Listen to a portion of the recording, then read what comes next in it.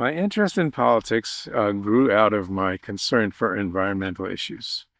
Before I was interested in politics, I was interested in the environment and the various environmental challenges we face.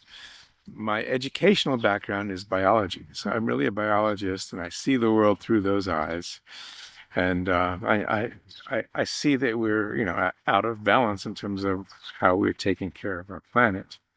And so I became very involved in different environmental issues. Back at that time, geothermal was one of them, and of course, global warming and climate change and trying to get off carbon was another. Another really big one for me was native preservation of native forests and native ecosystems. I think that's super important. So for a while, I was like, a sign-carrying protester, and I'd occasionally write letters and make phone calls to legislators. And it came a point where I decided to try to run for office. And I ran for state senate. I think it helped me a lot that I was somewhat known as a business person, because it's one thing to be known in the environmental community, but that gave me a way of being known and taken seriously by another whole set of people who could see that I had some business success and was somewhat of a player in the community. So I was able to win that seat, and I was state senator for 8 years from 2012 to 2020. So when I showed up in Honolulu as a state senator, without having been a council member or a rep or any of the other things that most people work their way up through, I was somewhat of an unusual animal to the folks there. I have a very different background and very different concerns and personality from most of the folks over there in the legislature.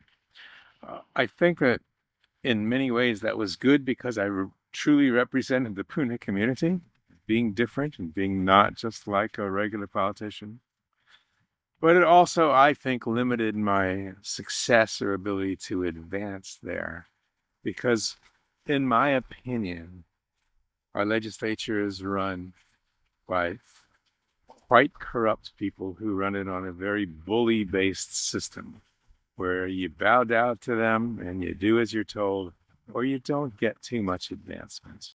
I did have some success there. After a while, I got to be respected for being who I am. I operated with integrity and I told the truth, and a lot of folks there did respect that. And I ended up being able to be chair of a couple of committees and all. One of my bills was somewhat of a landmark bill that restricted the use of certain pesticides, especially near schools, hospitals, and waterways. That was one of the first bills that we ever had in Hawaii that restricted the use of some very dangerous pesticides. Another little way I found that I was able to do some good was advocating for Puna District in terms of how underserved it is.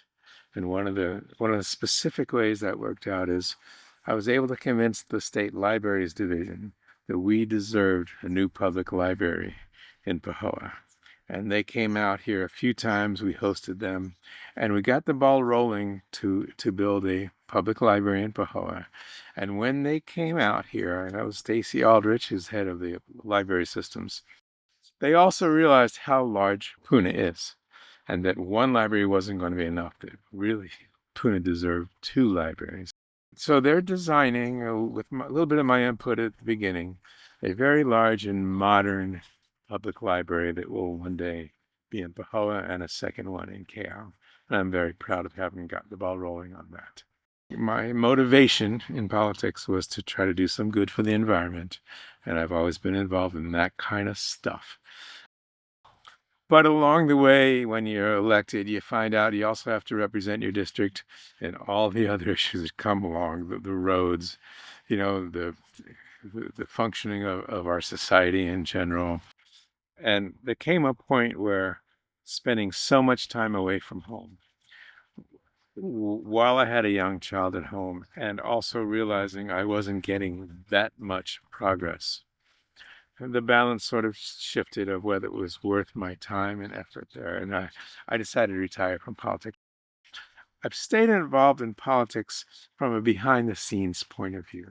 I've supported and in some cases maybe mentored some candidates that have run for office. And I continue to do that. I work behind the scenes supporting what I think are good candidates and to some extent advocating for good bills and against bad bills. I was very honored to be invited by Civil Beat, which is a journalistic uh, online website about politics, and I was a columnist for them. I did a column about every 2 weeks for a couple 3 years. I'm still theoretically a Civil Beat columnist, but I'm not as active as I was in the last year or so. I think I'll get back to it. I think what happened was I said all the things. I was bursting to say all this stuff that I learned about my time in politics, and I got a lot of it out. And then I found I didn't have that much more to say without repeating myself.